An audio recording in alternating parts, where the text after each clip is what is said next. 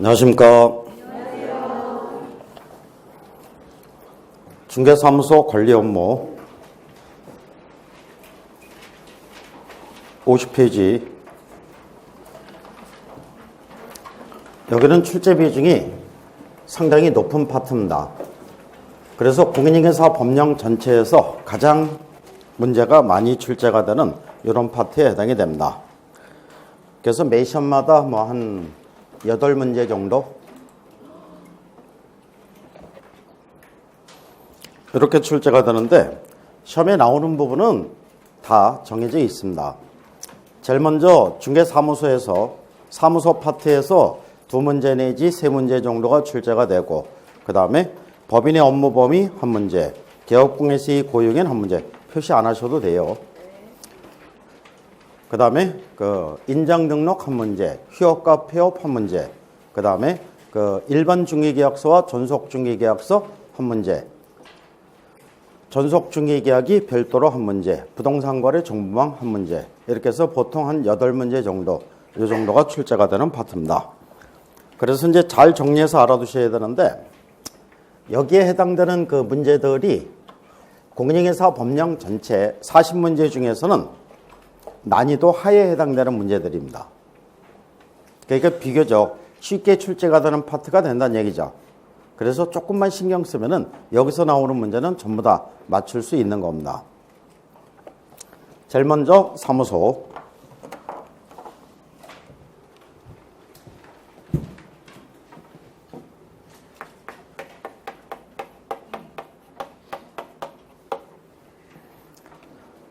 사무소는 매 시험마다 최소한 2문제, 최대 많이 나올 때는 4문제가 출제가 됩니다.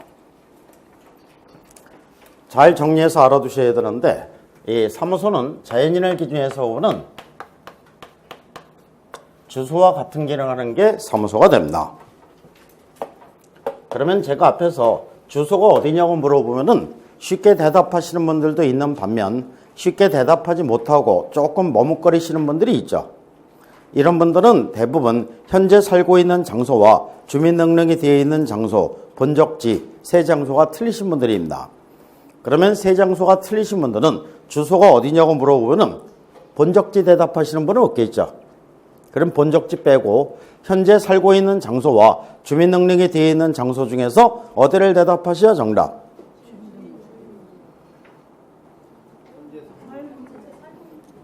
현재 살고 있는데 주민등록지.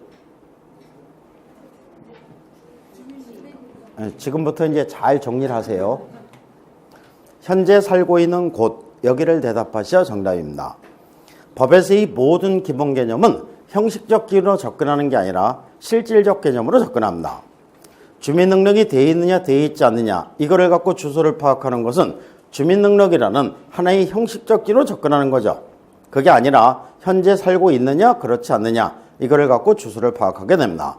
우리나라 민법에서도 생활에 근거되는 곳이 주소다 해갖고 현재 살고 있는 장소를 주소로 정해놓고 있습니다. 현재 살고 있는 장소에 주민등록이 되어 있지 않으면 주민등록부 위반으로서 그에 대한 제재를 받겠죠. 제재를 받더라도 주소라는 얘기입니다. 그러면 사무소도 똑같이 접근하게 됩니다. 현재 살고 있는 곳이 주소니까 사무소는 어디가 사무소? 현재 업무라는 장소, 영업하는 장소죠. 이거를 조금 유식하게 쓰면은 중개활동에 근거 및 중심이 되는 장소,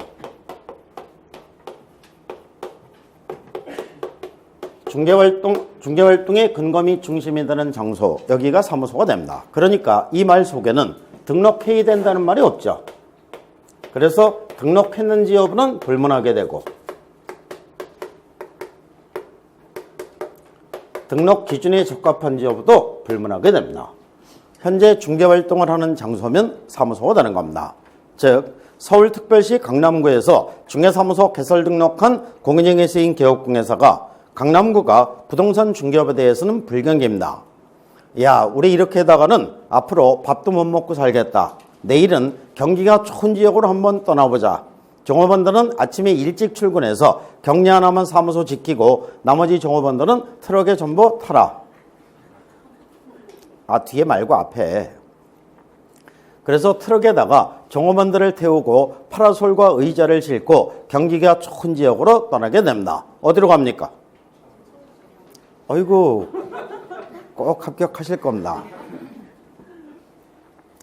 아름다운 청주로 갑니다. 청주에 가서 파라솔과 의자를 설치하고 이 파라솔에서 의뢰인과 상담을 벌이고 거래계약서를 작성해서 교부해주고 확인설명서를 작성해서 교부를 해줬습니다. 그러면 이 파라솔은 사무소 다 아니다.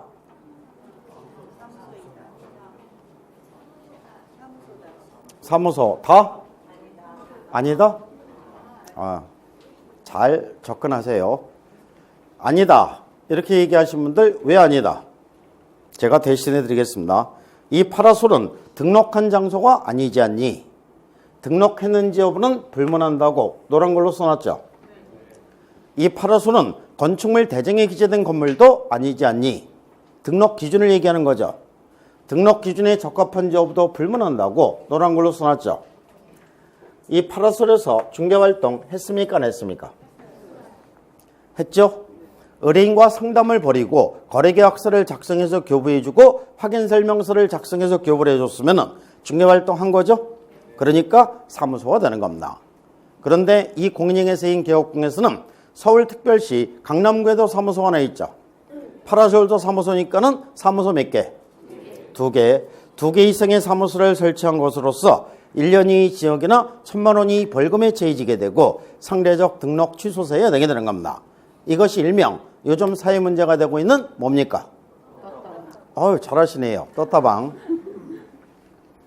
그래서 떴다방이 뜨면은 단속반이 날아가서 단속을 하죠. 그래서 떴다 비행기는 이건 유치원에서 하는 거고 떴다방 날아라 단속반 높이 날아라 우리 단속반 이렇게 되는 거죠. 그럼 이 단속반은 뭐를 가지고 와서 단속하느냐? 단속 근거는 공인중개사 법령 내에서 찾을 수밖에 없는 겁니다. 지금 공인중개사 법령 공부하고 계시니까는 이 떴다방의 단속 근거쯤은 꼭 알고 있어야 되겠죠. 바로 두 개 이상의 사무소를 설치한 것에 해당이 되는 겁니다. 그러면 그런 것도 시험에 나오니? 나온다 안 나온다? 예, 나온다. 절대로 의심하시면 안 되겠죠. 저는 시험에 안 나오는 얘기는 농담도 안 합니다. 요즘에 우리나라 부동산 유통시장에서는 이런 기본 개념이 말썽을 부리는 경우가 많이 있게 되고 그러다 보니까는 이런 기본 개념에 대한 지문들이 옛날에 비해서 많이 증가한다는 특징이 있게 됩니다. 이런 기본 개념이 자꾸 말썽을 부리니까는 최근에 공인중개사 법령을 개정하면서 임시중개시설물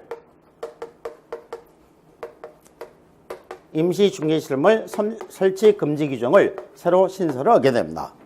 임시중개시설물을 설치하게 되면 둘 이상의 사무소와 마찬가지로 1년 이의 징역이나 1,000만 원 이의 벌금에 처해지게 되고 상대적 등록 취소세에 내게 됩니다. 이와 같은 사무소는 하나의 등록을 했으면 하나의 사무소만을 설치해야 되는 것이 원칙입니다. 하나의 등록을 했으면 하나의 사무소만을 설치해야 되는데 하나의 사무소인지를 정하는 표준은 사회통념이나 거래관념에 의해서 정해야 된다. 사회통념이나 거래관념에 의해서 정해야 된다? 법에서 제일 할 말이 없을 때 이렇게 얘기하는 거죠. 이 얘기는 딱 부러지게 뭐라고 얘기할 수 없다는 얘기입니다. 구체적으로 가봐야 이게 사무소가 한 개인지 두 개인지 여부를 판단할 수 있다는 얘기죠. 그래서 옛날에 우리나라 국토교통부 해석에 의하면 내부에 칸막이를 만들어 놓고 출입문을 달아놓은 곳은 별개의 사무소로 보지 않는다. 즉 외국의 개업공개설 같은 경우에는 중개사무소 내에 클로징 룸이라고 해서 별도로 방을 설치하는 경우가 많습니다.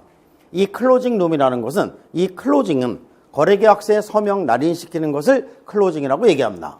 그러니까 클로징 룸은 거래계약서에 서명 날인시키는 방 이렇게 되겠죠.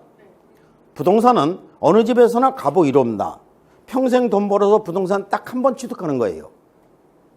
이 중대사를 결정하는데 어수선한 중개사무소에서는 최종 결단을 못 내린다는 얘기입니다. 그러니까 최종 결단을 내리게끔 분위기를 조성해 주는 거죠. 칸막이로 막아서 출입문을 달아놓고 거기에는 분위기를 부드럽게 하기 위해서 화분을 갖다 놓고 아주 잔잔한 음악을 깔아주는 겁니다. 그리고 적당한 시점에 데려다 앉혀놓고 계약서 펴놓고 찍을래 안 찍을래? 이제 너한테 설명해줬고 다 설명해줬고 가격도 더 이상 도저히 절충의 여지가 없으니까 찍든지 집으로 가버리든지 이제는 양자택일을 하라는 얘기입니다. 이와 같이 최종 결단을 촉구하는 장소, 이것을 클로징 룸이라고 얘기하는데 우리나라 개업공예사들은 이 클로징 룸을 별도로 설치하고 있지 않다 보니까는 계약서에 서명 날인시키기 위해서 옛날 개업공예사들은 어디로 데려갔습니까? 다방. 꽃다방에 와서 미쓰리가 타주는 진한 커피 한 잔 사주면서 계약서에 서명 날인시키면 된다 안 된다? 이제 아직까지 안 배우셔서 그런데 앞에서 배우셨잖아요. 꽃다방에서 계약서 쓰면 꽃다방에서 중개활동한 거죠. 사무소가 되는 거예요. 그러면 둘이생의 사무소로서 1년이 지역이나 1,000만 원이 벌금에 처해지는 사유죠.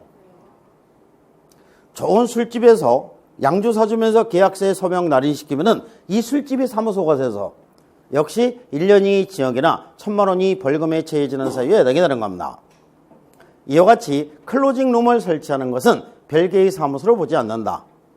그러나 출입문으로 나가서 복도나 계단을 통해서 다른 출입문으로 출입할 수 있도록 돼 있거나 아니면은 아예 밖으로 나가서 별개의 출입문으로 출입할 수 있도록 돼 있는 것은 별개의 사무소로 본다. 요즘에 시내를 다니시다면은 유독 중개사무소가 눈에 많이 띄시죠.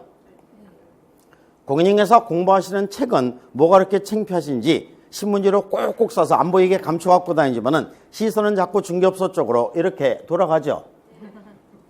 우리나라 중개사무소는 대부분 지하 1층, 2층 중에서 어디 위치하고 있던가요? 1층. 대부분 1층에 위치하고 있죠. 1층에 위치하고 있는 이유는 들어오는 손님을 맞이하는 데기 때문에 1층입니다. 1층이래야 잘 들어온다는 얘기죠. 그런데 그 1층에 있는 중개사무소 중에서 1층과 2층을 같이 쓰는 중개사무소를 보셨습니까? 진짜 봤어요? 한번 생각해 보세요. 못 본 것 같죠? 우리나라 점포 구조로 봤을 때 1, 2층을 같이 쓰면은 1층에서 2층을 올라가기 위해서 어떻게 해야 되냐면 1층에서 아예 밖으로 나와야죠. 밖으로 나와서 옆에 쪽 계단을 통해서 2층을 올라가도록 돼 있죠. 이런 구조로 돼 있을 때 두 개 층을 같이 쓰면 사무소 몇 개? 두 개 안 된다는 얘기입니다. 1년이 지역이나 1,000만 원이 벌금에 처해지는 사유에 해당이 되는 겁니다. 그런데 두 개 층을 같이 쓰더라도 그 전체를 하나의 사무소로 볼 수 있는 구조도 가능은 하겠죠. 요즘 그 오피스텔 구조에서 유행하고 있는 복층 구조라면 가능할 겁니다. 아니면 단독주택 구조로도 가능하겠죠. 단독주택은 현관으로 들어가서 내부에서 2층을 놓게끔 돼 있죠. 이런 구조로 돼 있을 때는 두 개 층을 같이 쓰더라도 그 전체를 하나의 사무소로 볼 수 있다는 얘기입니다. 이게 사회통념이나 거래관념에서 정한다는 얘기입니다. 이와 같이 하나의 등록을 했으면 하나의 사무소만을 설치해야 되는데 법인인개업공에서는 분사무소를 설치할 수 있다.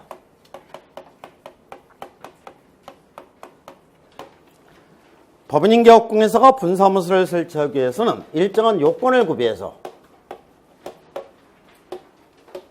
일정한 절차에 의해서 분사무소를 설치해야 되는데 분사무소를 설치하기 위한 요건 3가지 매 시험마다 한 번도 빠지지 않고 출제가 되는 지문에 해당이 됩니다. 첫 번째는 주된 사무소 소유가 속한 시군구를 어떻게 제외한이죠? 제외한 시군구별로 설치되어야 됩니다. 그 다음에 두 번째는 각 시군구별로 일개수를 초과할 수 없다. 한 개씩만 설치해야 되고 세 번째, 분사무소에는 누구를 책임자로 둬야 한다. 공인중개사를 책임자로 둬야 한다. 해놓고 단서 규정이 있게 됩니다. 단 다른 법률에 의해서 중개업을 할 수 있는 법인의 분사무소의 경우는 그러하지 아니하다. 책임자가 공인회사가 아니라도 된다는 얘기입니다. 그래서 이 세 가지 요건을 구별해야 되는데 분사무소는 주된 사무소 소유가 속한 시군구를 제외하고 분사무소를 설치할 수 있습니다. 그러니까 주된 사무소 소유가 속한 시군구에는 고규모는 분사무소를 설치할 수 없다는 얘기죠. 그럼 이거를 뭘로 바꿔서 틀린 문제를 만들면 될까요? 이거를 모든 자로 바꾸면 틀리겠죠. 법인인계업공에서는 모든 시군구에 분사무소를 설치할 수 있으며 각 시군구별로 일개소를 초과할 수 없다. X죠? 주된 사무소 소유가 속한 시군구, 거기만은 분사무소를 설치할 수 없으니까 모든 시군구에 분사무소를 설치할 수 있다. X가 되는 거죠. 이렇게 해서 문제가 나왔던 게 옛날 12회 시험과 13회 시험입니다. 주된 사무소 소유가 속한 시군구를 제외하니까 제외하네. 반대말은 포함한 이렇게 바뀌면 틀리는 거죠. 이렇게 해서 문제가 나왔던 게 옛날 17회 시험이 되고 주된 사무소 소유가 속한 시군구 거기만은 분사무소를 설치할 수 없는 겁니다. 그러니까 주된 사무소가 서울특별시 강남구에 있다. 그러면 강남구만은 분사무소 설치할 수 없다는 얘기죠. 그 외에 서울특별시는 각 시군구별로 전부 다 분사무소 한 개씩 설치할 수 있다는 얘기죠. 그러면은 요거를 주된 사무소와 분사무소는 같은 시군구에 설치할 수 없다. OX.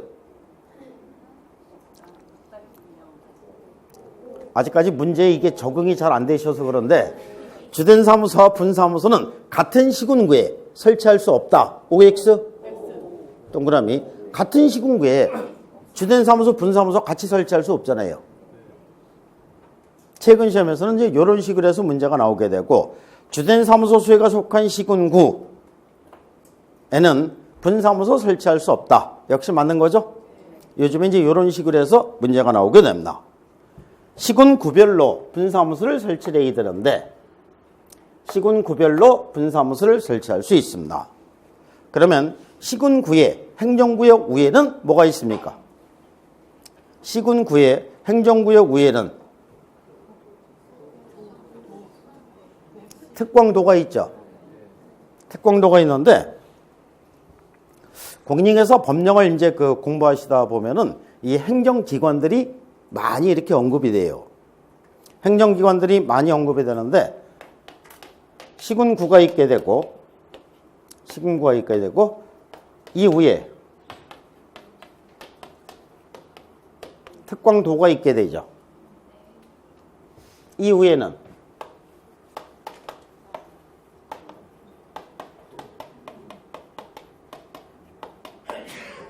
국토부 장관, 중앙정부가 있게 됩니다. 그래서 이제 제일 위에 국토부 장관이 있게 되고 그 밑에 특광도지사가 있게 되고 그 밑에 시장군수 구청장이 있게 되는 겁니다. 이렇게 되는데 법령 및 실무를 공부하시면서 상당히 많이 나와요. 상당히 많이 나오는데 그래서 이제 체계를 잡을 때 이렇게 이제 체계를 잡으시면 되는 겁니다. 그러면 이제 지금까지 배운 내용을 갖고 볼까요? 등록관청은 어디입니까? 시군구청장이 여기가 등록관청이 되죠. 여기가 등록관청이 되고 공인중개사 자격증은 누가 교부해 줍니까? 시도이사가 교부해 주죠.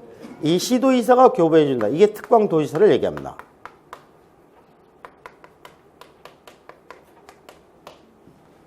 보통 요거를 시도이사라고 얘기하는데 시도이사 이렇게 얘기하는데 야 여기도 시가 있는데 여기도 시가 있어? 공부를 조금만 하면은 혼동을 안 하는데 이 처음에는 이걸 똑같은 시라고 착각하시는 분들이 간혹 있습니다. 그러니까 이 시도이사 이렇게 표현할 때는 이거는 도보다 큰 시를 얘기하죠. 도보다 큰 시는 이거는 특별시하고 광역시만을 지칭하는 겁니다. 특별시, 광역시만을 지칭하는 것이고 이 시는 군수와 구청장하고 같은 레벨이죠. 군수와 구청장하고 같은 레벨, 일반 보통시의 시장을 얘기하는 겁니다. 그래서 이제 요거를 두 개를, 그러니까 여기서 이제 가장 많이 나오는 게 이 시장군수 구청장하고 특광도지사예요. 국토부 장관도 이제 많이 언급되지만 이거보다는 조금 덜 언급됩니다. 그래서 체계가 이렇게 되니까, 이거는 여기서뿐만 아니라 이 부동산 공법에서도 역시 마찬가지죠. 부동산 공법에서도 시장군수 구청장, 특광도지사 엄청 많이 나오죠.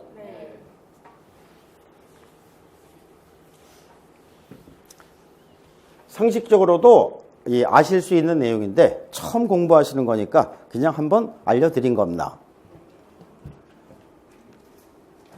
그러니까 이 시군 구별로 분사무소를 설치할 수 있다. 그러면 요거를 뭘로 바꾸면 틀린 문제가 될까요? 특광도로다 바꾸면 틀린 문제가 되겠죠. 시도로 바꾸면 틀리는 거예요. 그러니까 분사무소는 주된 사무소 수혜가 속한 시군구를 제외한 특광도별로 설치하되 특광도별로 일개수를 초과할 수 없다. OX, X. 시군구별로 설치할 수 있는 겁니다. 우리나라 전국 시군구가 총 몇 개 정도 될 것 같습니까? 전국 시군구. 이게 이제 어디서 나오냐면은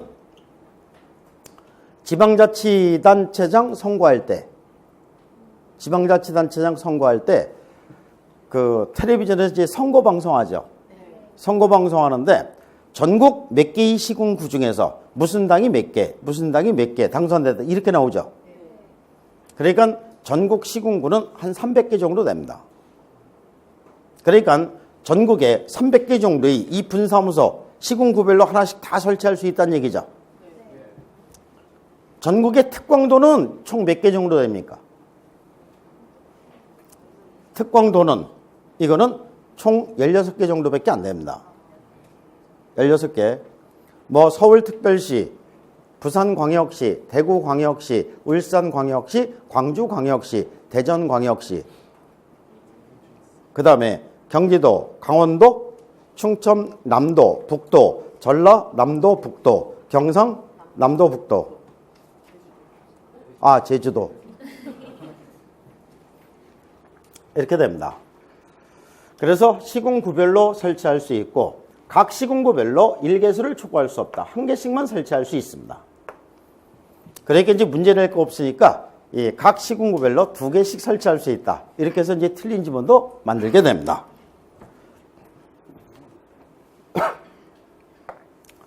그 다음에 분사무소에는 공인인계사를 책임자로 두어야 한다. 그러니까 분사무소 책임자는 공인인계사 자격증이 꼭 있어야 된다는 얘기죠. 그리고 이제 단서 규정이 있게 됩니다. 다른 법률에 의해서 중개업을 할 수 있는 법인의 분사무소의 경우는 그러하지 아니하다. 책임자가 공인인계사가 아니라도 된다는 얘기죠. 근데 이거는 상식적으로 생각해도 사실은 당연한 얘기입니다. 이게 이제 다른 법률에 의해서 중개업을 할 수 있는 법인 가장 대표적인 게 자본시장과 금융투자에 관한 법률에 따른 이 신탁업자를 얘기합니다. 신탁업자를 얘기하는데 신탁업자는 본래 이 본업이 따로 있습니다. 본업이 따로 있고 부동산 중개업은 해도 되고 안 해도 되는 아주 부수적인 업무에 불과합니다.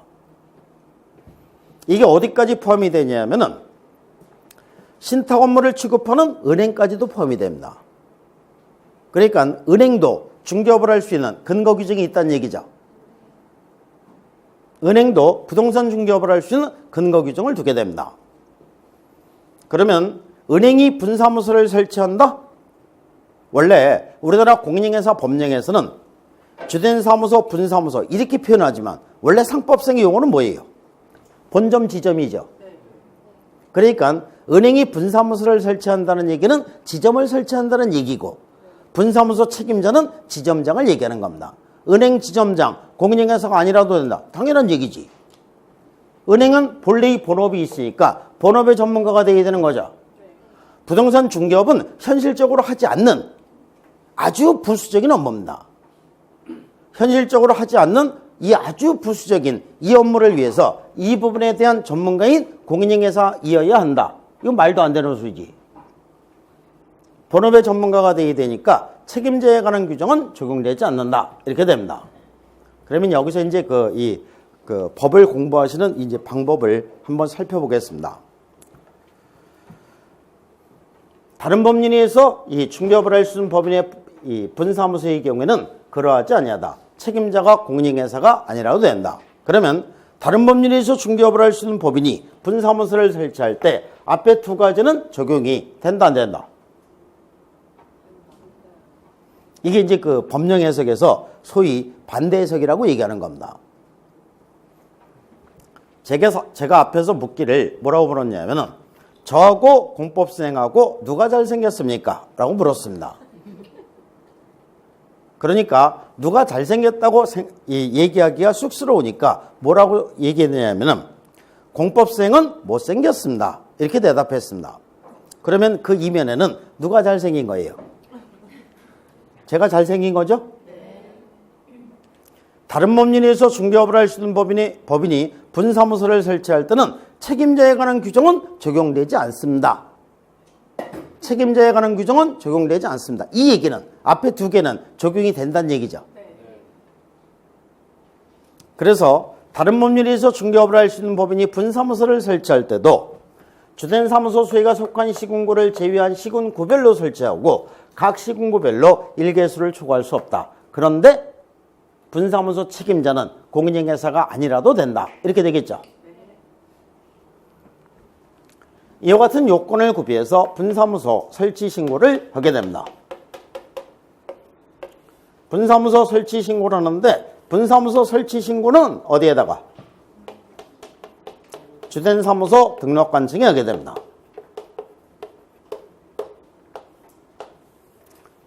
주된 사무소 등록관청에 분사무소 설치 신고를 하는데 분사무소 설치 신고는 주된 사무소 등록관청에 한다.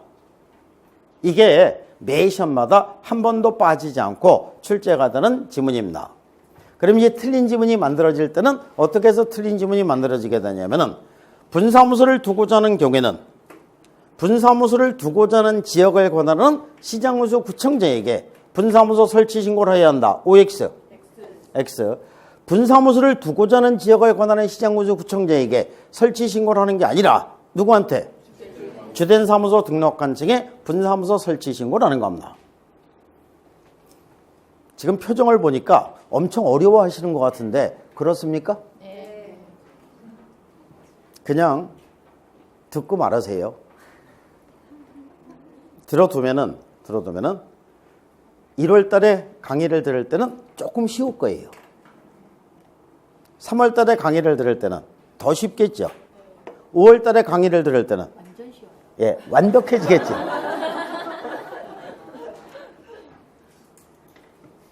이렇게 가는 거예요. 그래서 법령 및 실무는 처음에 강의를 들을 때 어려워요. 어제 그 합격자 발표를 했죠. 한 27,000명 이상이 이제 합격을 하게 되는데 27,000명, 그러니까 작년보다는 한 10,000명 정도가 합격이 더 된 겁니다. 요거는 앞으로도 합격자 숫자는 계속 이 정도로 이제 유지가 될 걸로 예상을 하게 됩니다. 그러면 이제 이 합격자들이 소감을 얘기하잖아요. 그동안 강의 들었던 소감. 뭐 처음에 그 학원 선택하고 그다음에 그 강사 선택하고 이럴 때 이런 거 소감 다 듣고서 선택하신 거죠? 이거 체크 안 했어요? 체크 안 해도 참 운이 좋으신지 선택을 참 잘하셨네요. 그리고 이제 강사들은 시험을 보고 나면 강사 평가를 받습니다. 여기저기 이제 그 인터넷상으로 쭉 이렇게 다니면서 제 강의 평가가 어땠는지 이거를 이제 쭉 체크를 합니다. 체크를 해갖고 그 다음에 강의할 때 조금은 반영을 해요. 근데 기본 줄기는 안 바뀝니다. 기본 줄기는 안 바뀌는데 조금 저한테는 표정이 너무 딱딱했다. 이거야 뭐 표정 바꿔주면 되고. 그렇잖아요. 그러니까 이렇게 자질구레한 건 바꿔요. 근데 이제 제 강의 평가는 대개 어떻게 나오냐면은 처음에 상당히 어려웠다. 적응하는 것도 어려웠다. 근데 이거를 참고 견디다 보니까 어느 순간에 귀가 탁 트이는데 그 시점부터는 전 과목 중에서 법령 및 실무가 가장 쉬운 과목이 되고 문제를 누가 출제하든 그러니까 나중에 공부하시면은 자기가 그 강의를 들은 강사가 문제를 출제하면은 점수가 잘 나오는데 다른 강사가 문제를 출제하면 점수가 잘 안 나오는 이런 현상이 생깁니다. 근데 이제 저한테 강의를 들을 때는 처음에 어려웠는데 귀가 탁 트이고 정리를 해놓고 보니까 누가 문제를 출제하든 어떤 강사가 문제를 출제하든 항상 법령 및 실무는 그 점수가 나왔다. 그러니까 실제 시험에 가서도 누가 출제하든 항상 그 점수가 나오니까 실제 시험에 가서도 항상 그 점수가 나올 수밖에 없는 거죠. 그래서 이제 주로 강의 평가가 그래요. 처음에는 어려웠는데 나중에는 가장 쉬웠다. 그래서 제가 초창기에 강의할 때 그런 얘기 하잖아요. 처음에 어렵게 출발한다. 시간이 지나면 지날수록 쉬워질 것이다. 그래서 제가 초창기에는 인기가 없지만 시간이 지나면 지날수록 이 인기는 좋아지고 시험 볼 때쯤 되면은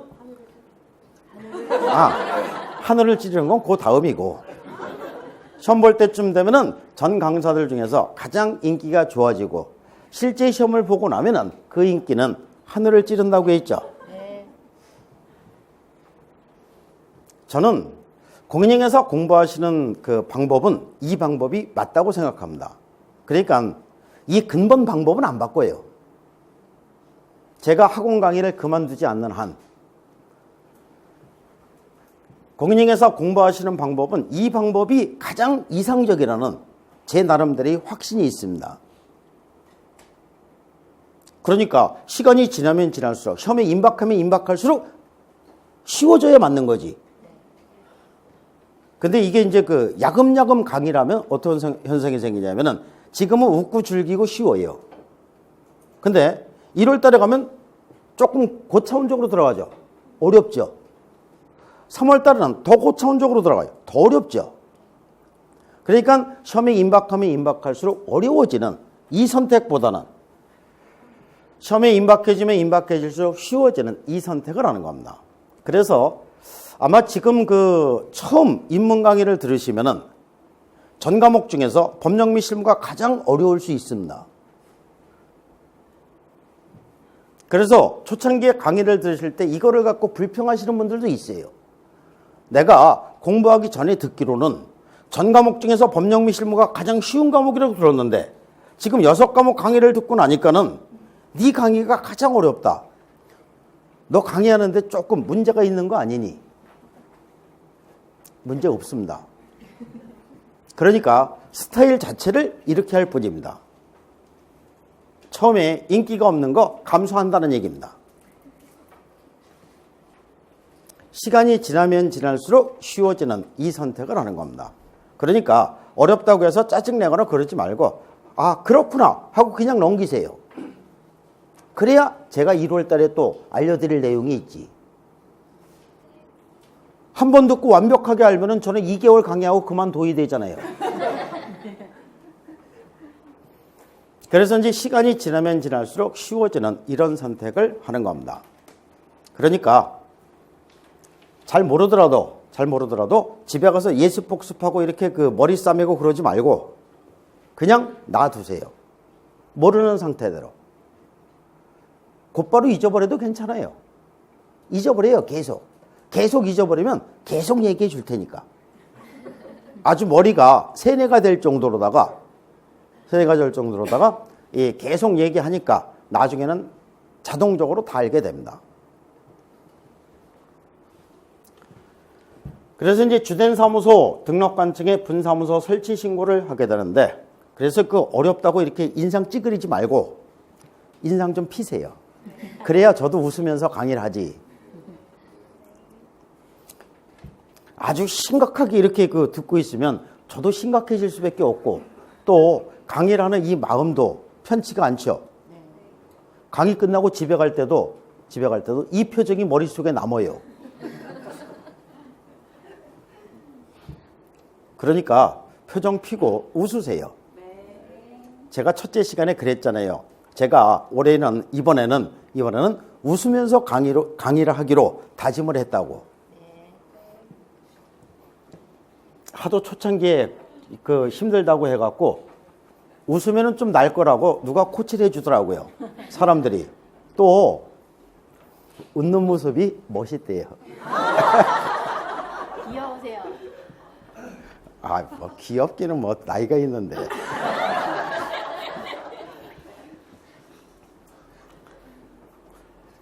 분사무소 설치 신고 시에는 일정한 구비서류를 갖추어서 수시를 첨부해서 설치 신고를 하게 됩니다. 구비서류는 신고니까 신고서에다가, 두 번째는 분사무소 책임자의 분사무소 책임자 자격증이 써야 있죠. 그 다음에 이 분사무소 책임자는 실무교육을 받아야 됩니다. 실무교육을 받아야 되니까 분사무소 책임자의 실무교육 수료증 4번 이렇게 되는데, 이거는 중개사무소 개설 등록 신청 시에도 배우셨던 내용인데, 분사무소 책임자의 실무교육 수료증 4번인데 다만 등록관청에서 전자적으로 확인할 수 있도록 조치한 경우는 제외한다 이렇게 되어 있습니다. 그 다음에 세 번째는 분사무소 확보를 증명할 수 있는 서면, 그 다음에 네 번째는 보증설정 증명 서면입니다.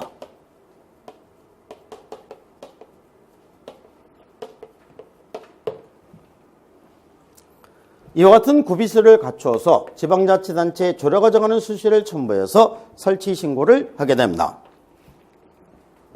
그러면 분사무소 설치 신고 시 구비서류 중에서 이 특징을 살펴보면은 분사무소 설치 신고 시에는 어떤 서류를 제출하지 않아도 된다. 한 두 개만 살펴보겠습니다. 첫 번째는 법인 등기상 증명서 제출한 규정 없죠. 법인 등기상 증명서 제출서류에 해당되지 않는 이유는 전번주에 공부하셨습니다. 우리나라 IT 강국이라고 했죠. 그러니까 담당 공무원이 컴퓨터 클릭 한 번이면 확인할 수 있는 거예요. 근데 클릭하기 싫다고 법인 등기상 증명서를 발급받아서 제출해라. 불필요한 규제고 낭비죠.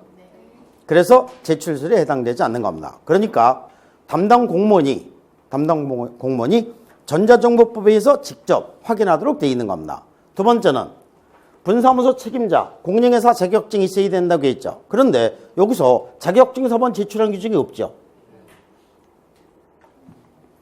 자격증 4번 제출서류에 해당되지 않는 이유는 역시 전번주에 공부하신 내용입니다.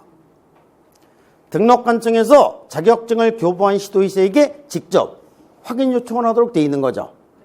그래서 제출서에 해당되지 않는 겁니다. 그래서 옛날에는 공인중개사 자격증 사본을 전부 다 제출하도록 규정이 되어 있었는데, 최근에 공인중개사 법령을 개정하면서 공인중개사 법령 전체 중에서 자격증 사본 제출한 규정을 다 폐지합니다. 그리고 등록관청에서 자격증을 교부한 시도의사에게 확인 요청을 하도록 바뀐 겁니다. 그래서 제출서에 해당되지 않는 것이고, 그 다음에 제출해야 되는 이 네 가지 서류 중에서 딱 한 군데만 밑줄을 치면 어디? 이게 보증설정 증명서면을 제출하라. 이게 특징이에요. 전번주에 중개사무소 개설 등록 신청 시에는 보증설정 증명서면 제출했습니까? 안 했습니까? 안 했죠. 중개사무소 개설 등록 과정에서는 업무 보증을 먼저 설정하고 등록 신청을 하는 게 아니라 등록 통보를 받은 다음에 업무 보증을 설정해서 신고하면 등록관청에서는 보증 설정 여부를 확인하고 등록증을 교부해 준다고 했습니다. 그런데 분사무소 설치 신고 시에는 보증 설정 증명서면을 제출을 하라는 얘기입니다. 법과목은 항상 이런 특징 있는 부분에서 포인트가 돼서 문제가 나오게 되는 겁니다. 그래서 이 보증 설정 증명서면은 중개사무소 개설 등록 신청 시에는 제출 서류에 해당되지 않는데 분사무소 설치 신고 시에 제출해야 되고, 그 다음에 저기 끝에 가면은 매수신청 대리인 등록을 배우시게 되는데 매수신청 대리인 등록 신청 시에도 제출해야 되는 서류에 해당이 됩니다. 그러면 보증설정 증명서면을 제출해라. 이거는 두 가지 의미를 가지고 있게 됩니다. 분사무소 설치 신고 시에 보증설정 증명서면을 제출하려면, 그러면 분사무소는 업무보증을 먼저 설정하고 설치 신고를 해야 된다는 얘기죠. 맞죠? 그래야 분사무소 설치 신고 시에 보증설정 증명서면 제출할 수 있지. 그러니까 전번주에 배우신 중개사무소 개설 등록 과정에서는 업무보증을 먼저 설정하고 등록 신청하는 거 아니라고 했죠. 그런데 분사무소는 업무보증 먼저 설정하고 설치 신고를 해야 된다는 얘기입니다. 차이점이죠? 법과목은 항상 이런 차이점이 포인트가 돼서 문제가 나오게 되는 겁니다. 두 번째, 이 서류를 어디에다 제출합니까? 주된 사무소 등록관청이죠? 그러니까 분사무소는 업무보증을 설정해서 어디에다 신고해야 합니까? 하면은 어디에다가? 주된 사무소 등록관청에 신고를 한다. 이 두 가지 의미를 가지고 있게 되는 겁니다. 그러면 주된 사무소 등록관청에서는 신고 필증을 교부해 주게 되고,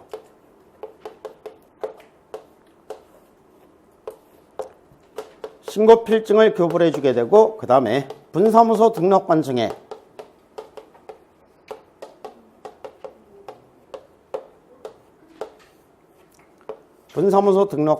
통보를 해주도록 하고 있습니다. 이렇게 해서 이제 분사무소가 설치가 되는 겁니다. 이렇게 해서 분사무소가 설치가 되는데, 대개 이제 분사무소에서 한 문제가 출제가 됩니다. 그러니까 요만큼에서 한 문제예요. 이거 10월 달까지 꾸준히 공부하면 해결하겠죠? 그러니까 시험에 나올 때 어떤 문제가 나오든 요 틀을 벗어나지 못합니다. 이게 전부 다예요. 그러니까 지금 너무 완벽하게 알아두려고 노력하지 않으셔도 된다는 얘기입니다. 그 다음에 이제 네 번째는 중개사무소 공동사용입니다.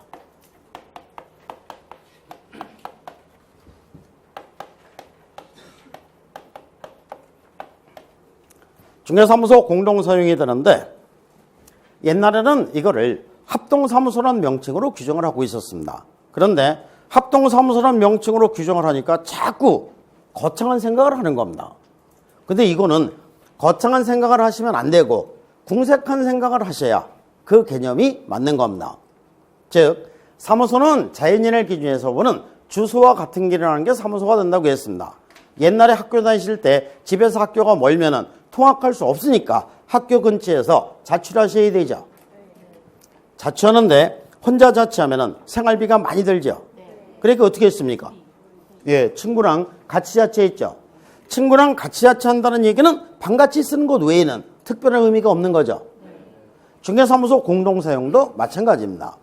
혼자 중개사무소 개설 등록해서 사무소를 유지하자니 유지비가 많이 들 것 같은 겁니다. 그러니까 2명 이상의 개업공회사가 사무소를 같이 쓰는 거, 이게 중개사무소 공동사용, 이렇게 되는 겁니다. 그러니까 궁색한 생각을 하셔야 맞죠.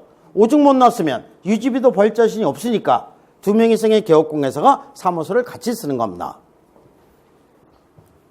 그래서 중개사무소를 공동으로 사용하는 목적은, 근데 이 목적까지 궁색하게 규정할 필요는 없겠죠. 그래서 그럴듯하게 개업공회사는 업무의 효율적 수행을 위해서 다른 개업공회사와 중개사무소를 공동으로 사용할 수 있다. 업무의 효율적 수행을 위해서 그럴듯하게 갖다 맞춘 거예요. 중개사무소를 공동으로 사용하기 위한 요건은, 원칙은 아무런 제한이 없는 것이 원칙입니다. 즉, 친구랑 같이 자취하기 위해서 자취 파트너를 구하는데 특별한 제한 규정 있습니까? 없습니까? 있어요? 어떤 제한이 있어요? 그거는 뭐 개인적인 사정이고,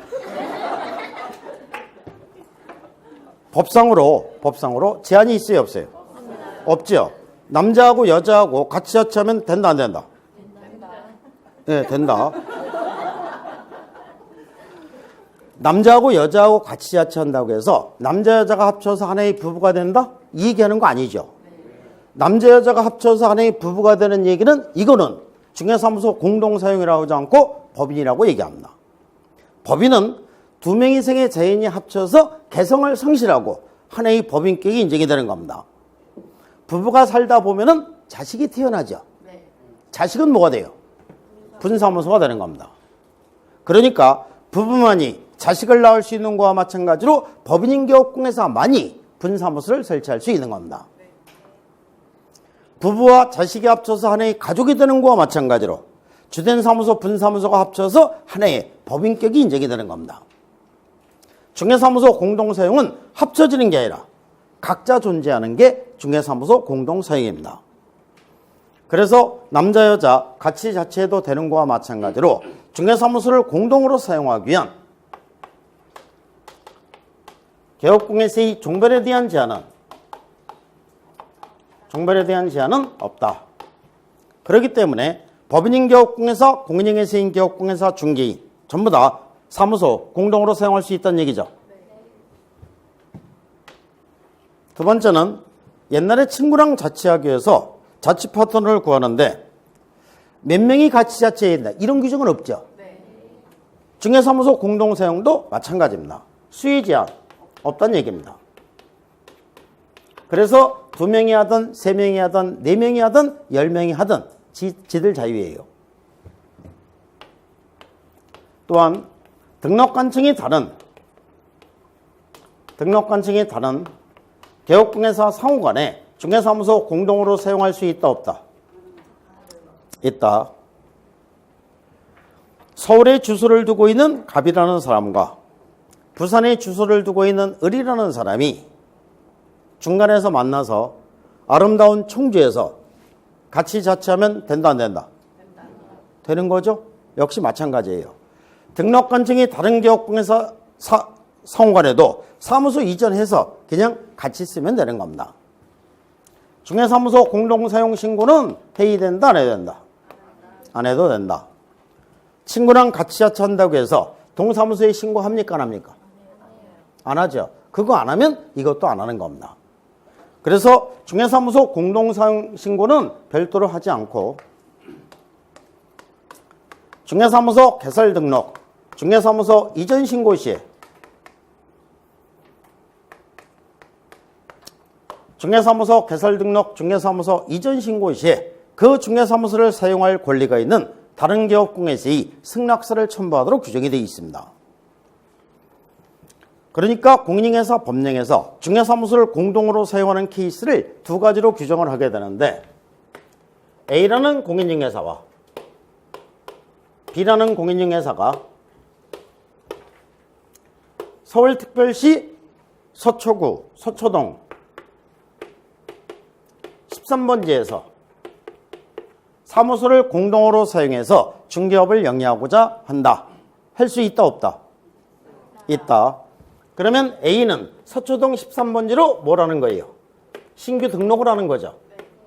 B도 서초동 13번지로 신규 등록해서 그냥 같이 쓰면 되는 겁니다. 그런데 A가 먼저 등록하고 B가 먼저 등록하고 A가 나중에 등록을 한다.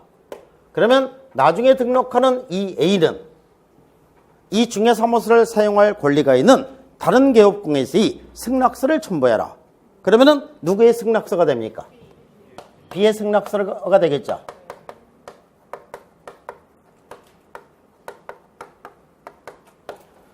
그래서 중개사무소 개설 등록 신청 시 구비서류에다가 B의 승낙서까지 첨부해서 신규 등록해서 그냥 같이 쓰면 된다는 얘기입니다. 그 다음에 이제 두 번째 케이스는 서울에서 여기가 서울이니까 부산에서 중개사무소 개설 등록한 A라는 공인인회사인 개업공회사와 저기 이제 전라도 광주라고 하면 이제 안 되는 거죠. 광주광역시니까. 광주광역시에서 중개업을 하고 있는 B라는 중개인이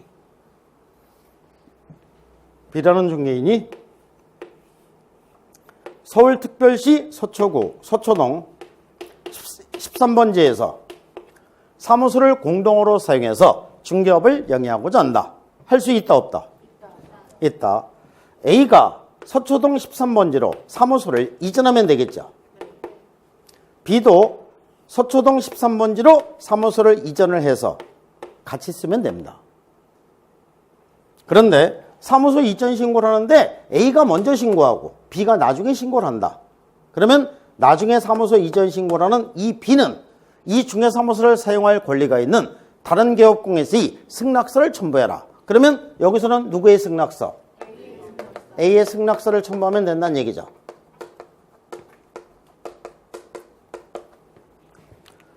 그래서 사무소 이전 신고 시 구비서류에다가 A의 승낙서까지 첨부해서 사무소 이전 신고해서 그냥 같이 쓰면 된다는 얘기입니다.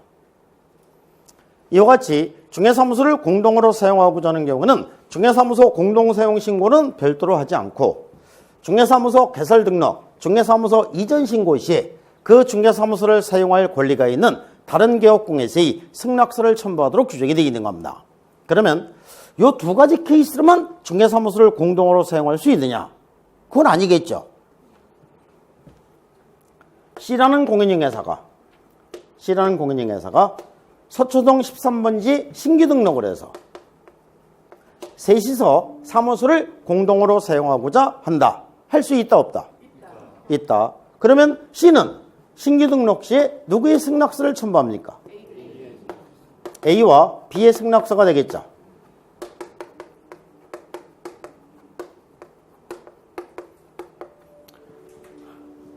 A, B의 승낙서를 첨부해서 신규 등록해서 셋이서 같이 쓰면 되는 겁니다. 다만 예외적으로 중개사무소 공동사용이 제한되는 사람이 딱 한 사람이 있습니다. 이 사람이 누구냐면은 업무정지 개업공개사가 됩니다.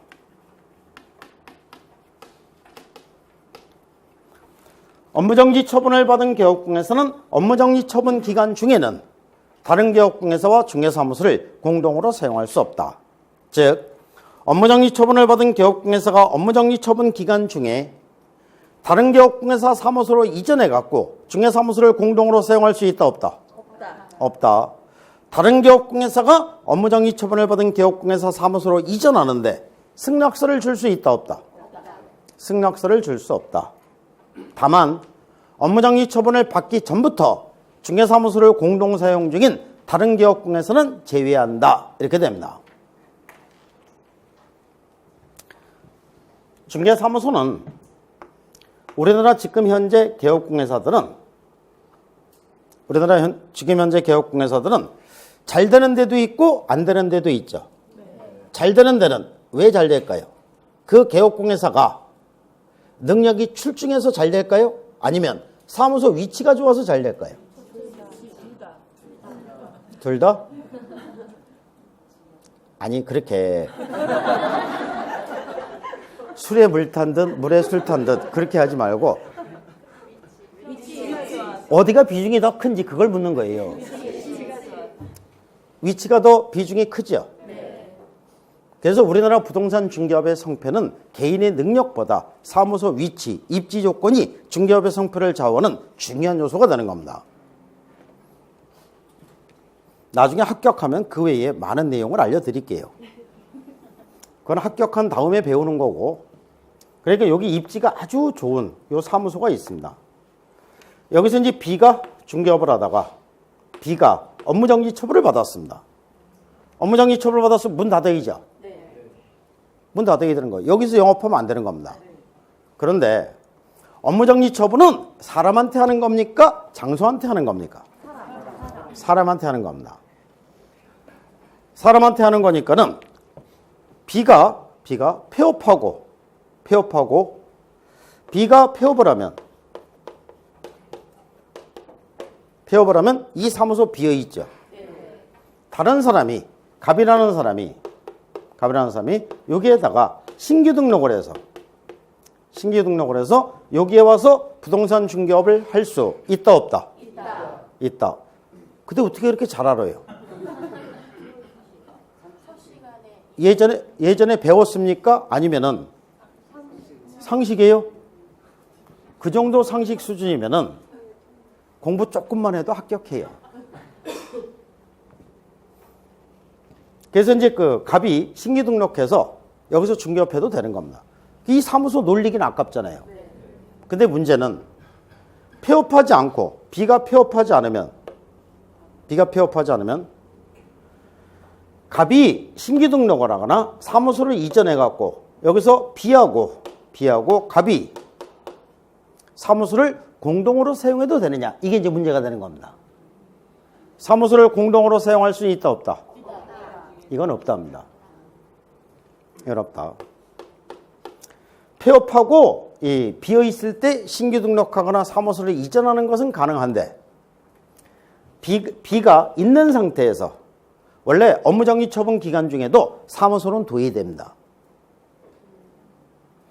휴업 기간 중에도 사무소는 도의돼요. 이게 등록 기준이기 때문에 업무정지 처분을 받아도 등록 기준은 갖추고 있어야 됩니다. 근데 이렇게 중개사무소를 공동으로 사용할 수는 없다. 다만 업무정지 처분을 받기 전부터 B와 갑이 중개사무소를 공동으로 사용하고 있는 중에 B가 업무정지 처분을 받았을 때는 계속 B와 갑은 사무소 공동으로 사용할 수 있는 거죠. 그래서 이제 그 업무정지 처분 기간 중에 있는 개업공회사가 다른 개업공회사 사무소로 이전해서 중개사무소를 공동으로 사용할 수 없고, 다른 개업공회사가 업무정지 처분을 받은 개업공회사 사무소로 이전하는데 승낙서를 줄 수 없고, 다만 업무정지 처분을 받기 전부터 중개사무소를 공동 사용 중인 다른 개업공회사는 제외한다, 이렇게 되어 있는 겁니다. 이게 최근에 새로 첨가가 된 규정이에요. 중개사무소를 공동으로 사용하는 데 있어서 모든 업무관계와 모든 법률관계는 이거는 개별 개업공회사별로 이루어지게 됩니다. 개별 개업공회사별로 이루어지게 되는데, 친구랑 같이 자처한다는 얘기는 반같이 쓰는 것 외에는 특별한 의미가 없다고 했죠. 모든 법률관계는 개별적으로 이루어지는 겁니다. 용돈을 타다 쓰더라도 자기 부모한테 용돈을 타다가 혼자 쓰는 겁니까? 같이 쓰는 겁니까? 혼자 쓰는 거죠. 수업 시간에 들어가더라도 자기 수업 시간에 자기가 직접 들어가야 되는 거고, 연애를 하더라도 각자 자기 애인과 연애하는 겁니다. 같이 하는 거라고는 반같이 쓰는 것 외에는 특별한 의미가 없는 겁니다. 중개사무소 공동사용도 사무소 같이 쓰는 것 외에는 특별한 의미가 없는 겁니다. 모든 업무관계와 법률관계는 개별 개업공회사별로 이루어지게 되는데, 고용인을 고용하거나 해고하는 거 개별적으로 회의되고, 인장을 등록하는 것도 개별적으로 회의되고, 업무보장을 설정하는 것도 개별적으로 회의되고, 고용인의 업무상행에 대한 책임을 지는 것도 개별적으로 회의되고, 모든 법률관계, 업무관계는 다 개별 개업공회사별로 이루어지게 됩니다. 옛날에는 같이 할 수 있는 게 딱 하나가 있었어요. 근데 이것도 폐지됐기 때문에 모든 업무관계와 법률관계는 다 개별 개업공회사별로 이루어지게 됩니다. 그 다음에 사무소 이전인데, 원래 사무소 이전까지 하고서 쉬어야 되는데 어떤 분이 또 그러더라고요. 참 체력도 좋으시지 어떻게 1시간 반을 쉬는 시간도 없이 강의를 하시냐고. 비율을 잘 맞춰 드려야 되겠죠. 그래서 쉬었다가 하겠습니다.